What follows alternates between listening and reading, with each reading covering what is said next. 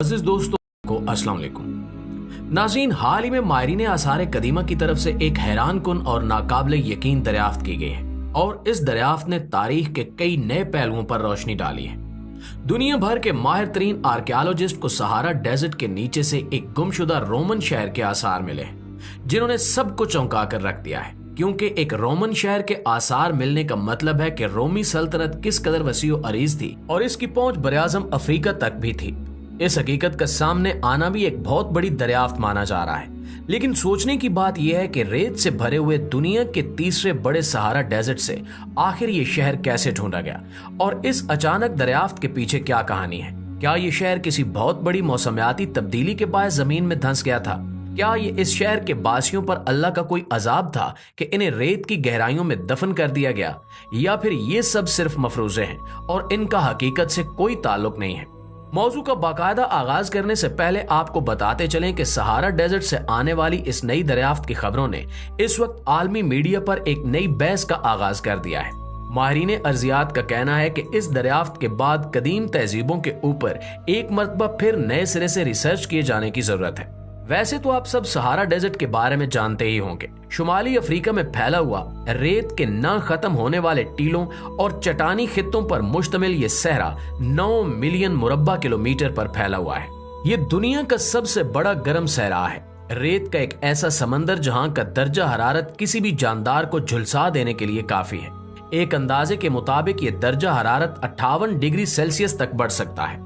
रकबे के लिहाज से ये अमेरिका से भी ज्यादा बड़े रकबे पर फैला हुआ है। आज के सहारा डेजर्ट पर अगर एक नजर डालें तो ताहद निगाह रेत ही रेत और बंजर चट्टानें दिखाई देती हैं। लेकिन आपको ये जानकर हैरानी होगी कि असल में सहारा डेजर्ट का सिर्फ 1/4 हिस्सा ही रेत पर मुश्तमिल है। रेत के जिस समंदर को हम देखते हैं, ये सहारा डेजर्ट की मुकम्मल कहानी का सिर्फ एक हिस्सा है, जबकि इसके दूसरे हिस्से पर बजरी के प्लेन, नमक के मैदान वगैरह देखते हुए ये अंदाजा लगाना मुश्किल नहीं कि सहारा डेजर्ट में अभी कई ऐसे फीचर्स मौजूद हैं जिन्हें माहिरीन अर्जियात वक्तन फवक्तन सामने लाते रहते हैं।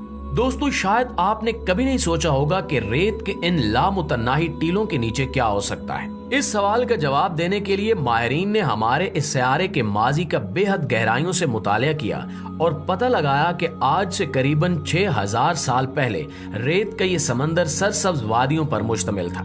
यहाँ ना सिर्फ घास उगती थी, पानी मौजूद था, बल्कि यहाँ इंसान भी आबाद थे जो कि खेती बाड़ी किया करते थे।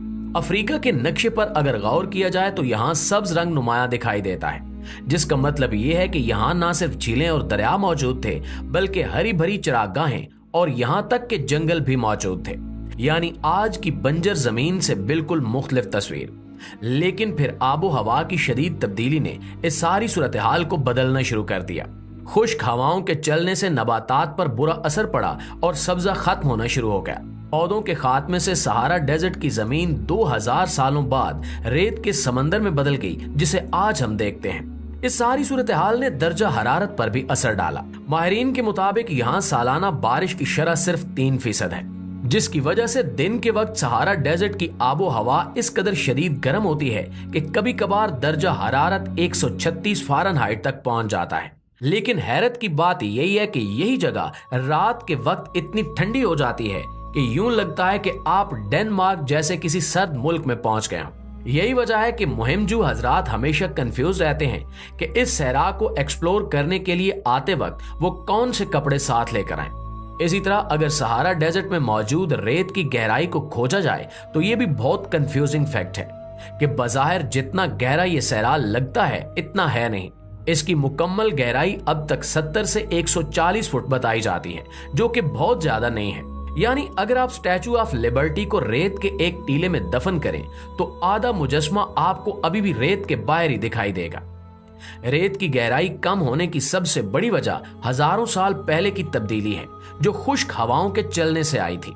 इन हवाओं ने रेत के नीचे दबे हुए खत्मशुदा पौधों, सब्जाजारों और चरागाहों की बाकियात को बेड रॉक्स और क्रैक्ड सैंड में बदल दिया। वैसे तो अगर आप जमीन को कहीं से भी खोदना शुरू करें तो आपको हर जगह यही दिखाई देगा, लेकिन एक आम फर्क हर जगह मौजूद है। जमीन के अंदर मौजूद बेड रॉक्स कहीं न कहीं रेत से ढके हुए दिखाई देते हैं, जबकि सहारा डेजर्ट में ऐसा नहीं है। जिसकी सबसे बड़ी वजह यहाँ वेजिटेशन की शदीद कमी और आबो हवा में अचानक तब्दीली को माना जाता है। हजारों सालों में रूनुमा होने वाली इन तब्दीलियों के नतीजे में माहिरीन को यहाँ ऐसी कई चीजों के आसार मिले हैं जिनसे सहारा डेजर्ट के बारे में नए नए इंकिशाफात किए गए। माहिरीन का कहना है कि सहरा की गहराइयों से ऐसे दरख्तों की बाकियात मिली हैं जिन्हें देखकर अंदाजा लगाया जा सकता है कि ये दरख्त करीबन 65 फुट लंबे होते थे और उस वक्त से ताल्लुक रखते हैं जब कई हजार साल पहले यहाँ सब्जा मौजूद था, और वो इन्हीं जंगलात की बाकियात का हिस्सा हैं जो वक्त के साथ साथ मादूम हो गए। ये दरख्त इतनी मुख्तलिफ नौइयत के हैं कि इतनी दहाइयों बाद भी इनकी लकड़ी बहुत हद तक महफूज है। यहाँ तक कि फॉसिल्स में पाइन कोन्स भी पाए गए हैं। इसी तरह 1992 में सहारा डेजर्ट के मशरकी हिस्सों से शीशे के टुकड़े मिले। पीले रंग के शीशे के ये चमकते हुए टुकड़े सैकड़ों मील तक फैले हुए नजर आए। ये किसी कदीम तहजीब से ताल्लुक नहीं रखते। हालांकि मिस्र में लोग इन शीशे के पत्थरों को ज्वेलरी बनाने के लिए इस्तेमाल करते थे। मिस्र के मशहूर बादशाह किंग तूत के पास इसी सहरा से लिए गए शीशे के खूबसूरत टुकड़ों से बना हुआ एक बहुत बड़ा डेकोरेशन पीस था, लेकिन माहिरीन इसके बारे में काफी अरसे तक कंफ्यूज रहे कि सहरा की रेत में दबे हुए इन शीशे के टुकड़ों की असल हकीकत क्या है और ये कहां से आए हैं। बिलाखिर इन्होंने ये नतीजा अखज किया कि ये टुकड़े करीबन 30 करोड़ साल पहले जमीन पर गिरने वाले मेटराइट्स का नतीजा थे, जो बाद में शीशे की चट्टानों में बदल गए और वक्त के साथ साथ रेत में दब गए। प्यारे दोस्तों, माहिरीन आसार कदीमा को सहारा की रेत के नीचे दबे कई तरह के आर्टिफैक्ट्स और भी मिले, जिनमें शार्क के जबड़े इन माहिरीन के लिए सबसे ज्यादा हैरानकुन रहे। सहरा की रेत के बीचों बीच इस समंदरी मखलूक के दांतों की बाकियात का मिलना क्या मानी रखता था। सालों की रिसर्च के बाद नतीजा अखज किया गया कि सहारा के इस हिस्से में कई हजार साल पहले 165 फुट गहरा बहुत बड़ा समंदर मौजूद था, जो कि हर किस्म की खतरनाक और देवकामत समंदरी मखलूक का घर था, जिनमें शार्क्स, बड़े बड़े समंदरी सांप और कई अनोखी किस्म की मखलूकात शामिल थी।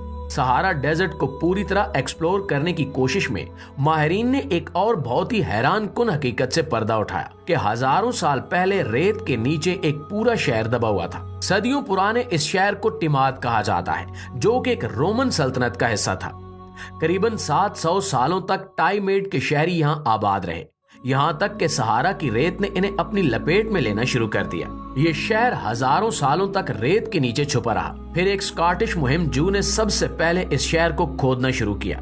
इसी दौरान इन्हें कई ऐसे निशानात मिले, खास तौर पर रोमन बादशाहों के दबे हुए मुजस्मे, जिससे ये वाजे हो गया कि यह शहर रोमन सल्तनत का हिस्सा था। उस वक्त ये दरियाफ्त इतनी अनोखी थी कि किसी ने भी इस स्कॉटिश मुहिम जू की बात का यकीन नहीं किया, जबकि माहिरीन को इस हकीकत तक पहुंचने में 2 सदियां लग गईं कि वाकई यहाँ रेत के नीचे दबा हुआ एक पूरा शहर मौजूद है। साइंस की माने तो ये बात समझ में आती है कि इस इतने बड़े सहराई इलाके का वजूद सदियों तक कई मुसलसल होने वाली तब्दीलियों के नतीजे में सामने आया है। लेकिन सोचने की बात यह है कि हजारों करोड़ों साल पहले मौजूद शहर जब रेत के समंदर में डूब रहा था, तो उस वक्त वहां बसने वाले इंसानों के साथ क्या हुआ होगा? क्या वो सब के सब जिंदा ही रेत में दफन हो गए थे? नाज़रीन, माहिरीन अर्जियात अभी इन सब बातों की खोज में मसरूफ हैं और इस बारे में फिलहाल कोई जवाब नहीं मिला।